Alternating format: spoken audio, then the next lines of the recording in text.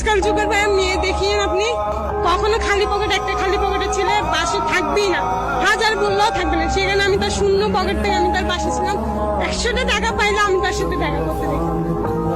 ফুল দিয়ে বিক্রি করে সেটা টাকাটা ওরে দিছে, কিন্তু ছেলেটা এখন অন্য একটা মেয়ের সাথে রিলেশন। বলিস না, আমি তার দোষ দিব না, চাই ভালো থাকুক, সুখে থাকুক, বাট এটা ঠিক সেই সত্যি মানে অনেক চেষ্টা করছি, পাশে থাকার অনেক চেষ্টা করছি। এমন কোনো পরিস্থিতি ছিল না যে আমি তার পাশে ছিলাম না। সে এখনো বলে যে আমার মতো মেয়ে ভাগ্যের ব্যাপার, বাট আমার কথা যে ফ্যামিলির জন্য যখন তোমার সমস্যা হইতেছে, তুমি ফ্যামিলির জন্য ছাড়তে চাও, সেটা বলা উচিত ছিল। যখন আমি আমার ফ্যামিলির সাথে তোমার কথা বলাই দিয়েছি, ফ্যামিলির সাথে যুদ্ধ করছি, মাইট খেয়েছি, তখন ও বলছে ওর ফ্যামিলি বলছে আমার বিয়ে করবে, বাট ওর ফ্যামিলি যেহেতু রাজি হচ্ছে না, তুমি ফ্যামিলির মতো বিয়ে করো না। আমার ওইটা নিয়ে কোনো অভিযোগ ছিল না, যেহেতু তুমি আমার ফ্যামিলির জন্য ছাড়তে চাও, ফ্যামিলির মতো বিয়ে করো।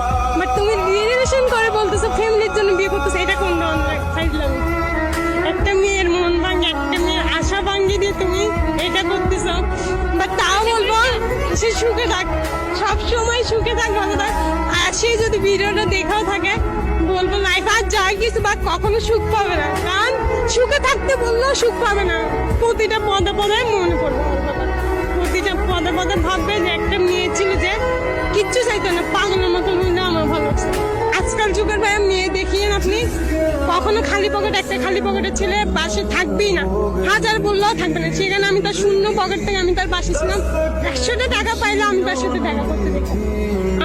আমি বলতে পারবো যে ও আমার মতন মেয়ে পাইতে হলে ওর 7বার জন্ম, সেটা আমি লিখে দিয়ে বলবো। ও না, ওর ফ্যামিলি অব্দি বলবে, আফসোস করবে, হাহাকার করবে। আপনার গল্প এবং আপনার কান্না দেখে আমি আসলে স্তব্ধ হয়ে গেছি।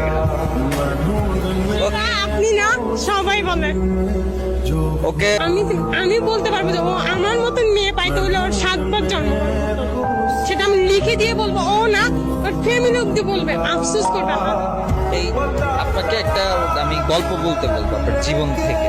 আপনি কোন গল্পটা শোনাবেন আমাদের? জীবন থেকে এটা মনে রাখার মতো একটা গল্প। মনে রাখার মতন একজনই আছে, সহজে ভুলবো না, সারা জীবনে মনে থাকবে। বলতে গেলে কান্না করে দিব। বলেন, বলেন আর একটু কাঁদেন, আমরাও দেখি। বলেন, অসুবিধা নেই, চোখের পানিতেই মিশে যাক সব। জীবনে এমন একটা মানুষ আছে যারে চাইলেও ভুলা সম্ভব না। কান্না করিস না। কেন, কি করছিল উনি? বলতে পারবো না ভাইয়া।